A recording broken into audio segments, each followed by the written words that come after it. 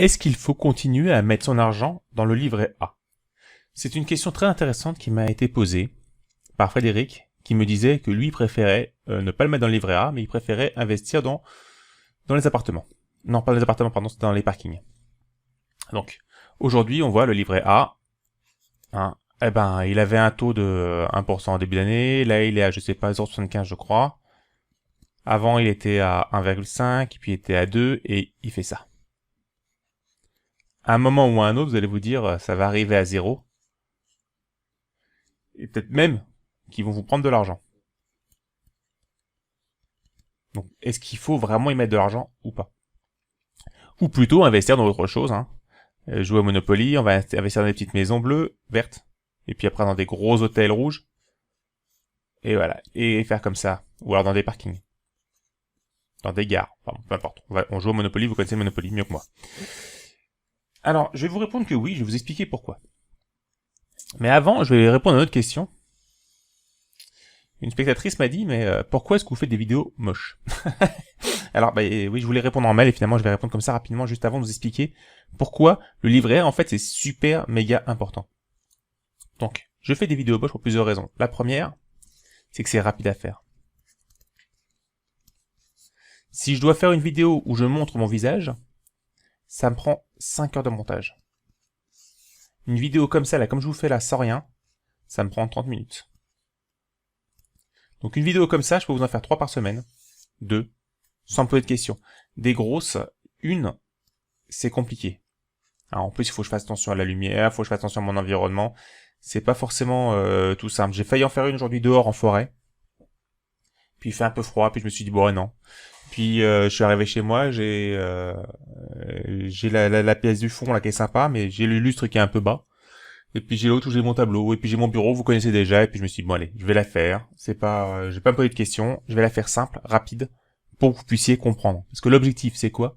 Bah, c'est que vous ayez un truc simple à mettre en place. C'est pas que vous ayez une super belle vidéo, mais c'est que vous ayez un truc simple. Et limite, si vous êtes là juste pour voir, et que vous n'avez pas envie de mettre en place, ben une vidéo moche, vous n'allez pas la regarder. Et limite, vous ne m'intéressez pas. Alors que, si ce que je dis vous intéresse, alors, eh ben vous allez la regarder, et les notes que je prends, comme si c'était un petit cahier à spirale, eh ben elles vont vous intéresser, et si vous avez une feuille de papier vous-même avec un stylo, eh ben vous allez prendre les mêmes. Donc revenons-en au livret A. Quel est l'intérêt d'avoir un livret A alors qu'il ne rapporte plus rien? Alors le premier intérêt du livret A, c'est que c'est de l'argent qui est disponible. Si vous respectez les quinzaines pour pas perdre bêtement de l'argent, l'argent que vous y mettez, hop, vous récupérez 3 jours plus tard avec un léger bonus. Alors, les légers, c'est très léger. Hein. C'est mieux de le laisser. Pareil, plus vous laissez, mieux c'est. C'est toujours pareil. Si vous laissez, on va dire 100 € à 0,75, hein, au bout d'un an, vous allez faire 0,75. C'est pas énorme, ça va vous faire 100,75. Maintenant, si plus vous laissez, bien évidemment, mieux c'est. Et les pourcentages suivants, ils vont se faire sur la totale, et plus que sur les 100 €. Donc plus vous laissez, plus vous gagnez. Alors on va me dire, oui, mais il y a l'inflation et j'y perds de l'argent. D'accord, on va pas en venir là-dessus. Juste que, vous gagnez une somme, mettons 1700 € par mois. Est-ce que vous avez envie, est-ce que vous pouvez, aujourd'hui, dire, bah tiens, je vais acheter un parking parce que c'est pas cher, on va le prendre à 15 000. Hein, je vais prendre un parking parce que c'est pas cher, il va me coûter, mettons 100 € par mois.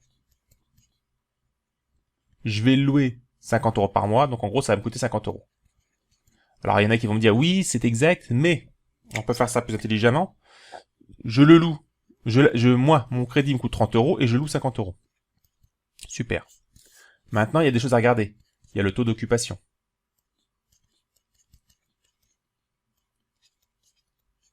Par exemple, pour un parking, c'est simple. Pour un appartement, c'est plus compliqué. Parce qu'il y a des travaux à faire. Sur un parking, normalement, vous n'avez pas de travaux à faire.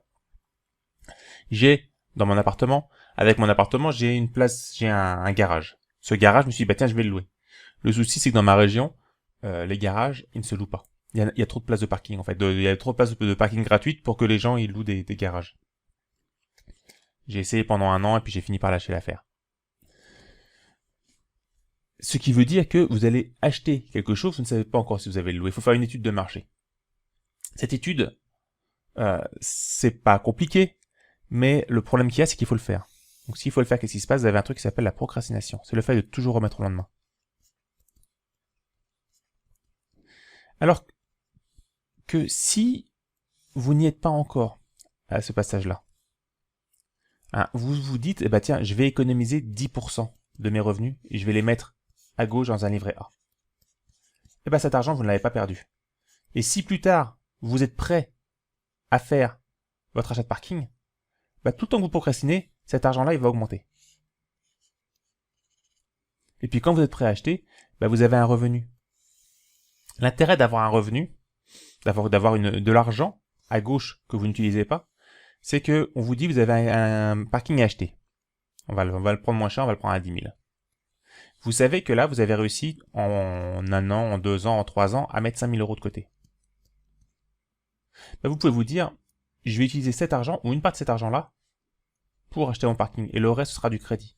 L'avantage, c'est que si vous avez un apport personnel,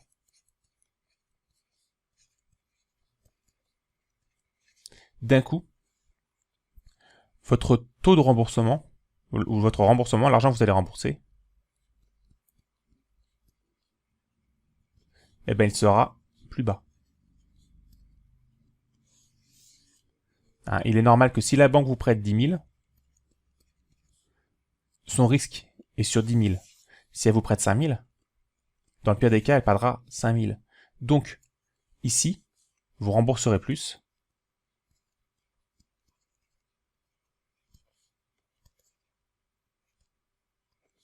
Et ici, il sera plus bas. Résultat, les gens qui ont de l'argent et qui sont prêts à mettre un peu pour acheter, de leur propre argent pour acheter, hein, ils payent moins.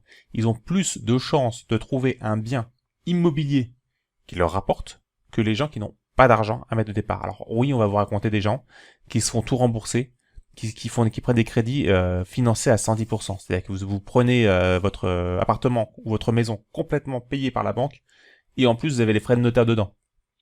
C'est génial, c'est magnifique, c'est fantastique, ça existe. Et ils gagnent de l'argent avec ça, ça existe. Maintenant, il y a aussi des gens qui gagnent au loto.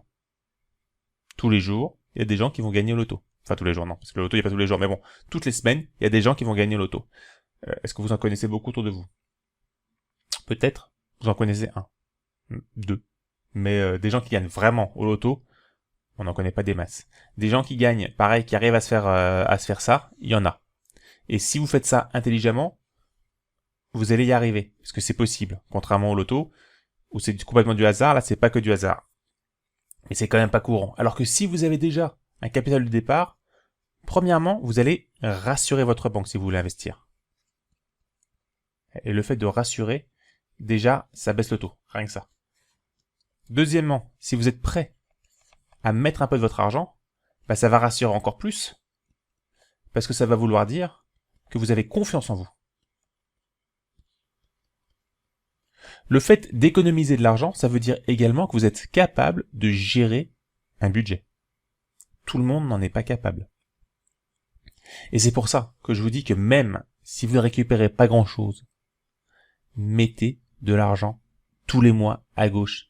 Vous créez comme ça une spirale positive d'argent qui grimpe.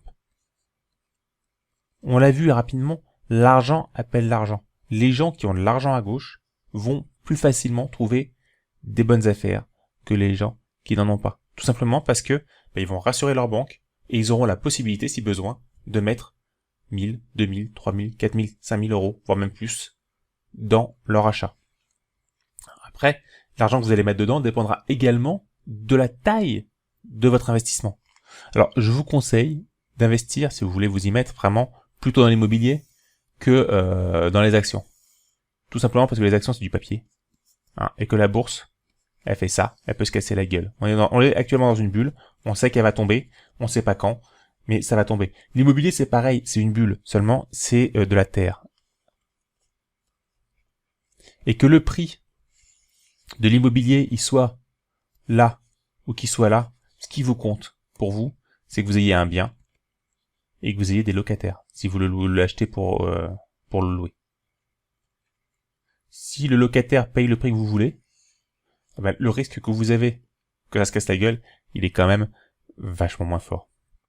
Et d'ailleurs, on en reviendra dans une autre vidéo, mais je vous conseille de mettre votre argent dans 4 endroits bien distincts. Hein.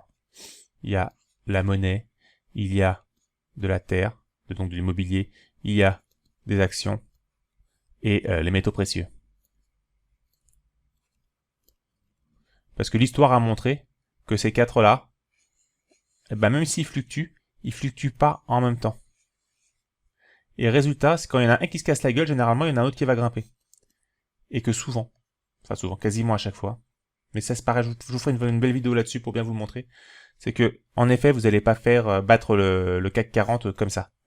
Vous allez arriver comme ça. Ça va être doux.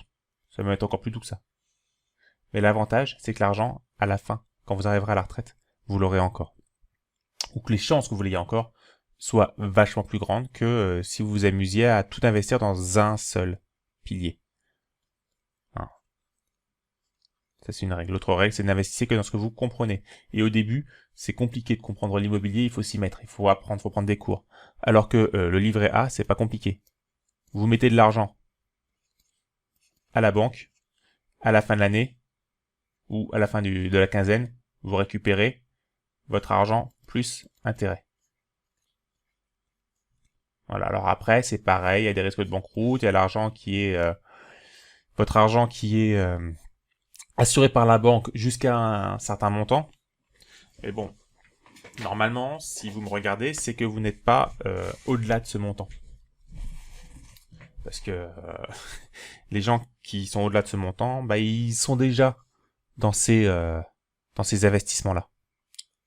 Donc je vais supposer que c'est pas votre cas. Et je vais vous expliquer tout doucement, tranquillement, comment ça marche, histoire que vous puissiez vous y mettre. Parce qu'il ne faut jamais, jamais, au grand jamais, investir dans quelque chose que vous ne comprenez pas. Si vous ne comprenez pas, c'est qu'il y a quelque chose qui n'est pas net. Et si c'est quelque chose qui n'est pas net, le risque de perdre votre argent, il est monumental. Le livret A, c'est simple. Vous y mettez de l'argent, vous gagnez des intérêts, vous en avez besoin, vous le récupérez, vous perdez pas, c'est simple. L'immobilier, vous avez fait un achat. Bon, un parking encore, c'est pas trop énorme, mais vous avez acheté un appartement à 100 000 euros. Demain, vous avez un problème, vous avez besoin de cet argent, eh ben, vous ne l'avez plus. Il va falloir revendre votre appartement. Et souvent, quand on achète dans l'urgence, on fait une mauvaise affaire. Quand on vend dans l'urgence, on fait une mauvaise affaire. Pour faire une bonne affaire, il faut avoir le temps. Il faut avoir le temps de regarder. Il faut avoir le temps d'acheter, il faut avoir le temps de vendre. Voilà, donc ça c'est un petit souci quand on veut se lancer dans des grosses choses. Et c'est pour ça que je vous conseille vraiment d'y aller tranquillement avec le livret A pour vous rassurer, pour rassurer votre banque, pour avoir le temps de regarder les choses, pour gagner un petit peu d'argent par la même occasion, même si vous gagnez moins que l'inflation, et avec tous les autres systèmes que vous voyez au bout du compte, que vous voyez avec moi, qu'on voit ensemble, vous allez dépenser de moins en moins. Donc d'un côté vous dépensez moins, de l'autre côté vous récupérez plus d'argent, et au bout du compte, vous vivez mieux, sans forcément gagner plus, mais en vivant plus tranquillement. Voilà donc pour cette vidéo. En effet, comme vous voyez, elle est pas très belle, hein. C'est une feuille mal dessinée, mais bon, peu importe. Le principal, c'est que vous ayez compris le principe. Et si vous avez envie de voir d'autres vidéos, vous n'hésitez pas surtout. Hein. Il y a un lien sous la vidéo, vous avez un lien qui apparaît ici, vous cliquez pour vous abonner sur la chaîne YouTube. Vous allez cliquer sur le lien en bas sous la vidéo pour vous abonner au blog, pour avoir accès à toutes les vidéos du blog qui vont vous expliquer comment récupérer 200 € de plus par mois, chaque mois, hein, avec déjà ce que vous avez, pour vivre mieux et plus simplement. Et je vous dis à très bientôt, au revoir.